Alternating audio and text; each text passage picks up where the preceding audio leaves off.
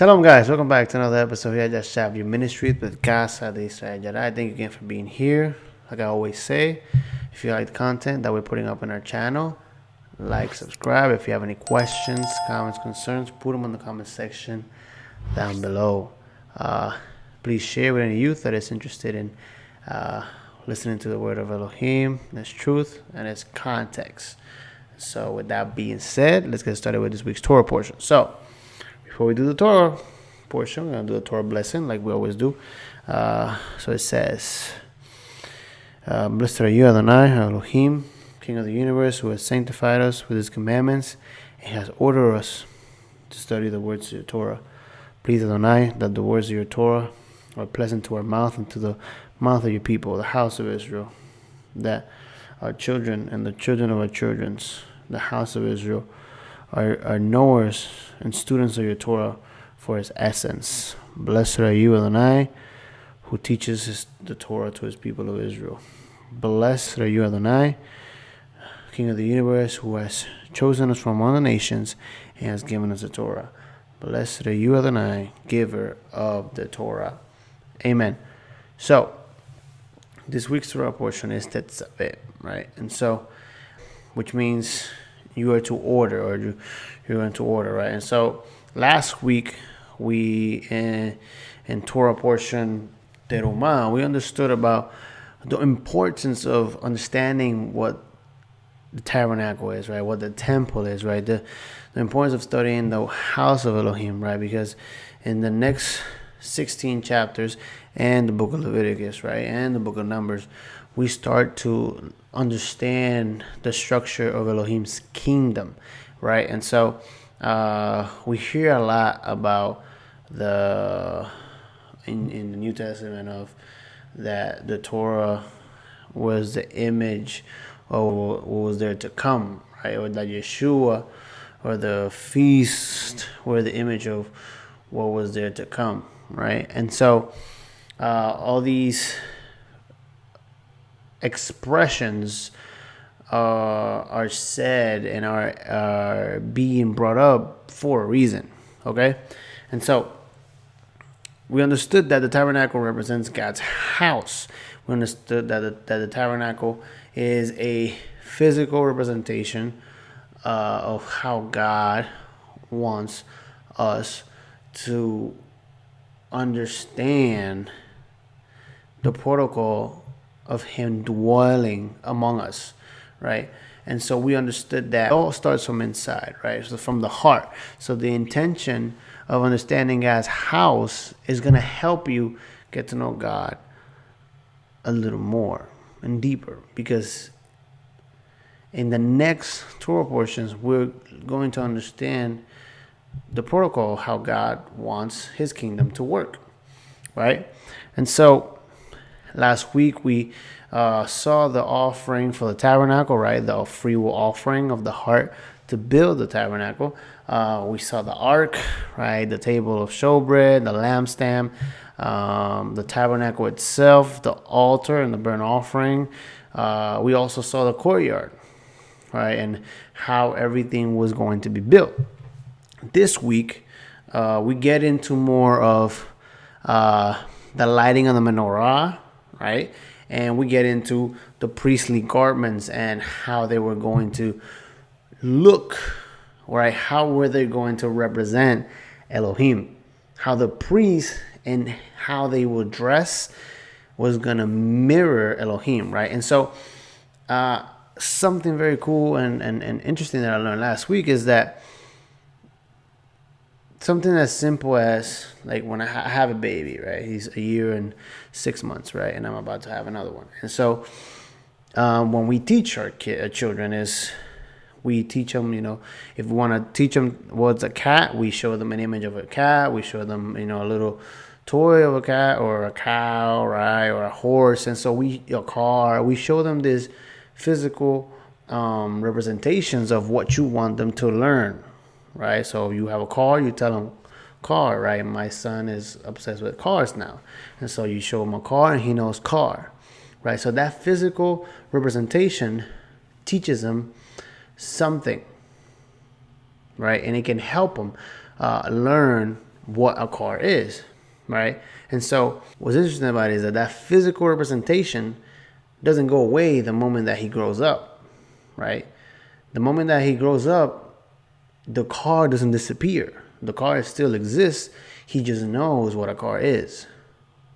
And he then understands the function of a car. And then he learns how to drive a car. And then he learns the rules of how to drive the car in the streets, etc., etc., etc. But we need physical things, physical representations to understand how we're going to work and move around in life itself, right? When you go to work, there's a structure. Yeah, you cannot go to work and do whatever you want. There's a structure there that you have to follow. In school, so you have to understand that the same concept Elohim wants to teach his people. And you might say, well, why can't God just create or make us perfect and make us do exactly what he wants us to do? Well, he could do that, but then that would mean that you wouldn't have free will.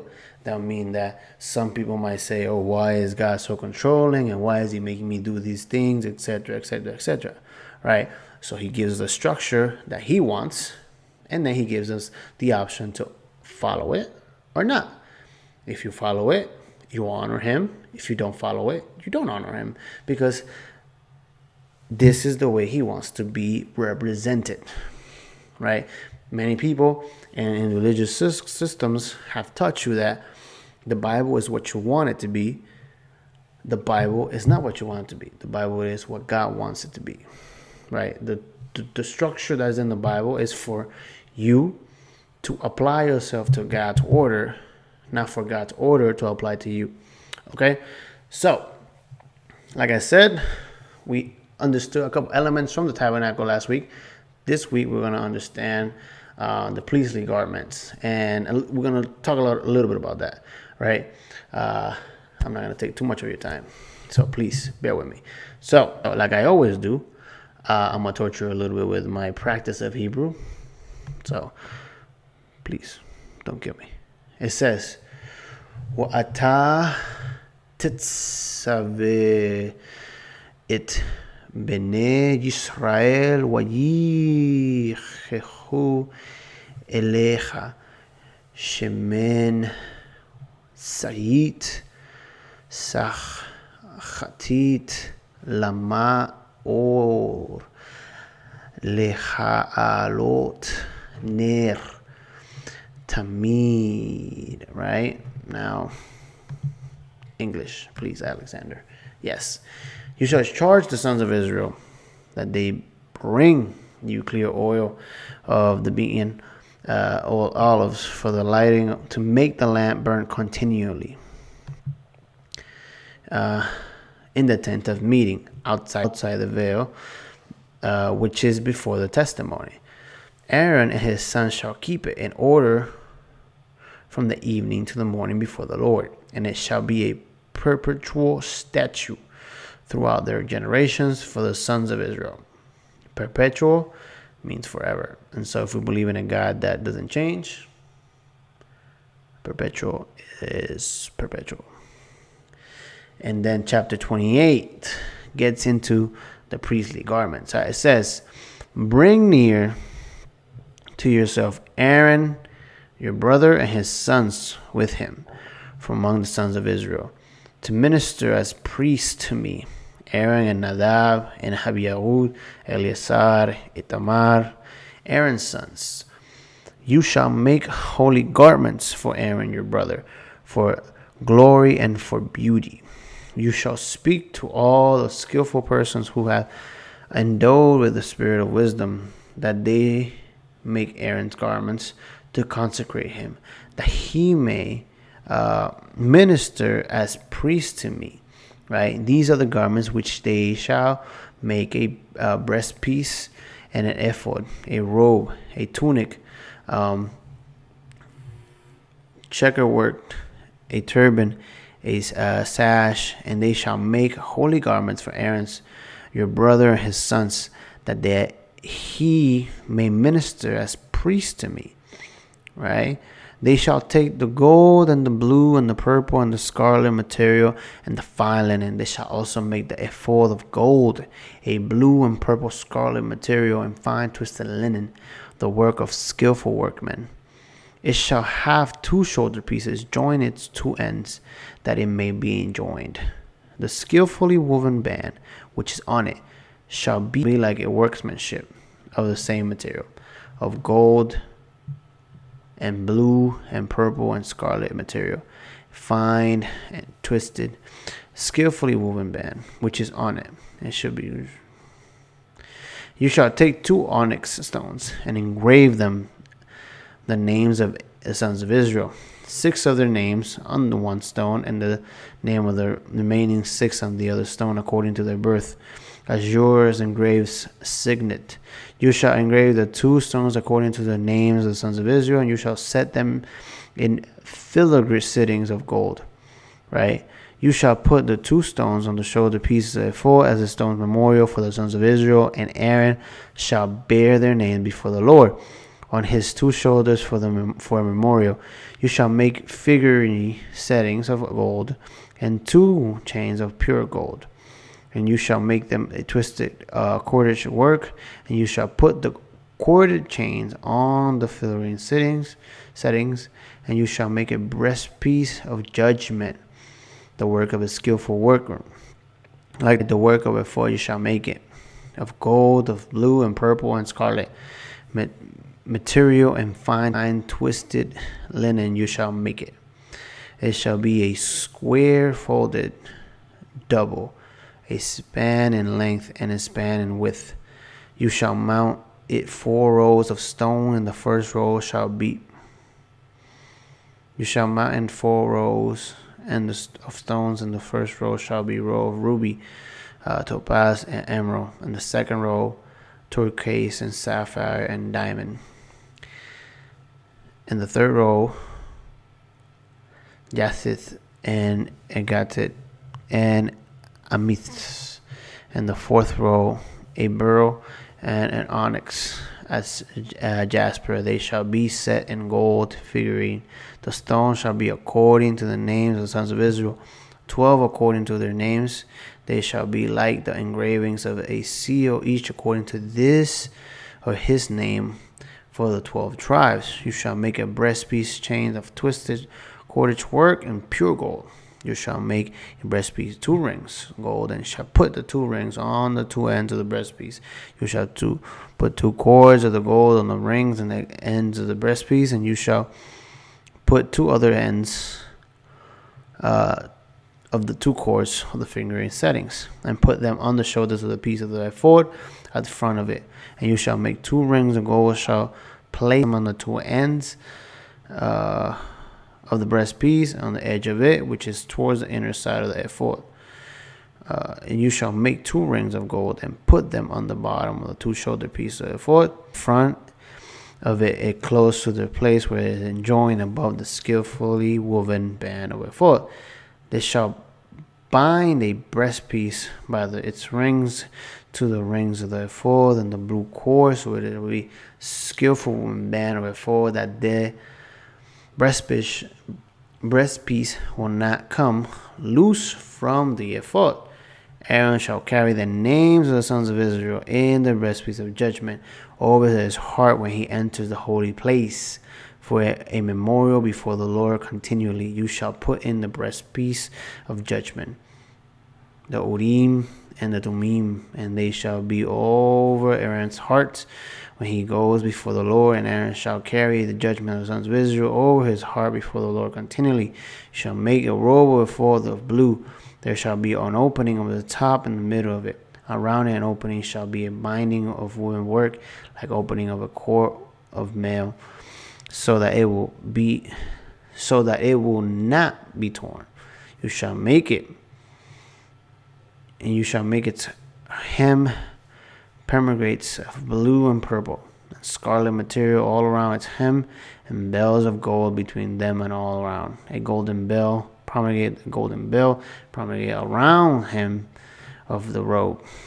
It shall be on Aaron and he ministers, and its thinking shall be heard when it leaves the holy place before the Lord, so that he will not die. All right. You shall also make a plate pure gold, and shall engrave on it the engraving of a seal, holy to the Lord. Okay. Now, I have read a lot.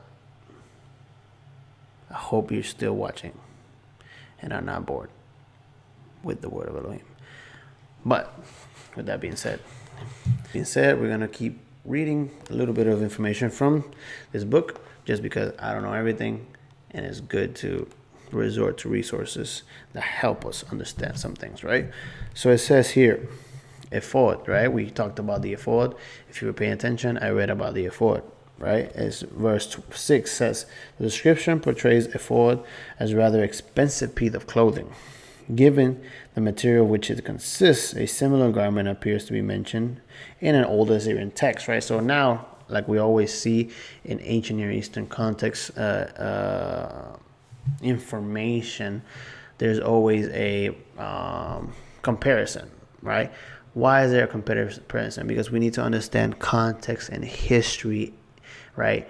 Things in the Bible didn't just happen, right? There's a reason, there's a purpose. Remember? Car, right? That image represents that is a car, and you're trying to teach your son that this is a car, and then eventually you're going to teach your son how a car works and how he can operate in the car. Okay? So this is exactly what ancient Near Eastern context, topographical, geographical, all these contexts help you understand why and how. A few documents from the Ugarit.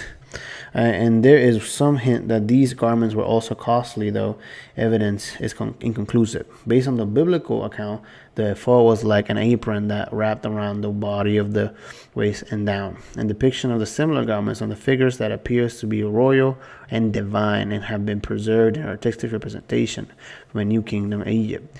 These garments include shoulder straps fastened to the main piece by gems similar to fashion to the priestly ephod. Their purpose is unclear, as it is in connection to the Israelites' counterpart, right? And so, the priestly garments are understood to be something beautiful, like the high priest itself, right? Now, why is the high priest given so much importance here, right? Because the high priest is the only one chosen to enter the Holy of Holies to mediate, right, and connect the people to Elohim, right? And so the people of Israel are chosen as a nation to be priests, right? But Elohim chose Aaron as the high priest. Now, if we go back in the story, right, if we have been following our videos, we have been talking about, in the beginning, we talked about creation, right, and how everything was created perfectly, right? And Elohim gave man creation perfectly. And so he said, I'll give you this that I have put together in order, and I want you to maintain it. All you have to do is honor me, right? And take care of what I have created. Okay?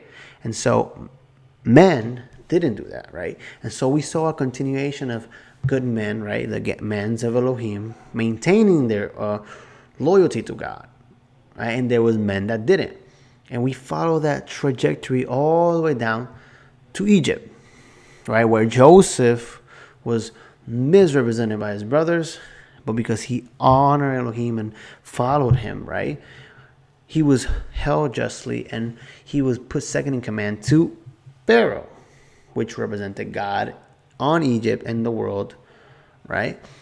And so then the people of Israel get enslaved by Egypt, because if we remember, Joseph, right, made everybody sell everything they had to Egypt, right? So Israel was enslaved to Egypt, right?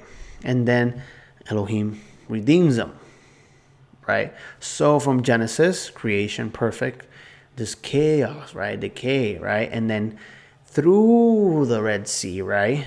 Just like in the beginning, right? They were in chaos, right? In the beginning, there was chaos, right? The waters, right? And then boom, Elohim created everything and put everything into order. So now, chaos. They cross the Red Sea, chaos, and Elohim controls it. Separates the waters, right? Remember? Genesis, he separates the water. Now, Israel becomes a new creation again. Now that Israel is new, they have been redeemed, they're giving the instruction of how they were going to minister creation and represent Elohim correctly. Okay? Follow me? I hope I did a good job explaining that. So, with that being said, the high priest is the one that represents Adam. But if we remember to, Moses is told by Elohim that he will be God to the people and Aaron will be the prophet. So Moses right now is the one speaking to Elohim, right? And Moses is the one giving the order to tell Aaron and the priests of how things are going to work. Okay? Now, why is this so important? Right? Why is the high priest so important? Why is the tabernacle so important, right? Alex, why are we talking about the tabernacle? Understand something. This is the order of Elohim. The tabernacle represents the Garden of Eden. The high priest represents Adam in the Garden of Eden. Adam had direct connection with Elohim. Now, I'm not going to complicate it too much for you guys. Just understand something. The high priest is the only one that can connect the people to Elohim directly. He was the only one that can go into the Holy of Holies, right? Once a year in Yom Kippur, right? And so here he is given the priestly garments of honor, right? He was supposed to carry Israel on his shoulders, right? He was supposed to have Elohim's name in his gold plated in his forehead, in his turban, right? Where it says holiness to Elohim, to God, to Yod-Heh, Vav-Heh, right? And so all of this imagery, right? Remember, the tabernacle, the priests, these small representations teach you something, right? In the beginning of the video, I said that a phrase, and I don't know if I translated it correctly in English, but it's a phrase that is used that the images or the things that came before Yeshua were images of the things to come, right?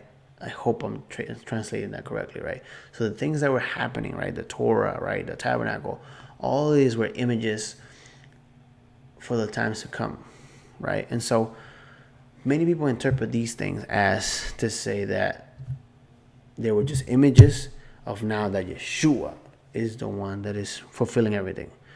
No, it's not that. Yeshua is fulfilling the roles of a high priest. Yeshua fulfilled the roles of a high priest. He's going to fulfill the roles of a king, right? And so the only way we understand the roles that Yeshua is fulfilling is understanding the tabernacle, understanding the Torah and its order, right? Understand something. These 20 minutes that I've been talking, right? Understand something. If you can, listen, I might not have all the information in the world, and I might not have the biggest revelation in the world. Understand this. Understanding the order and the structure. It might be tedious, right? I don't know if I'm saying that right either. But it might be rigorous to read the details of the tabernacle and how is it constructed, right? The altar, right? The garments, right? But all of this splendor had a reasoning for it. Okay?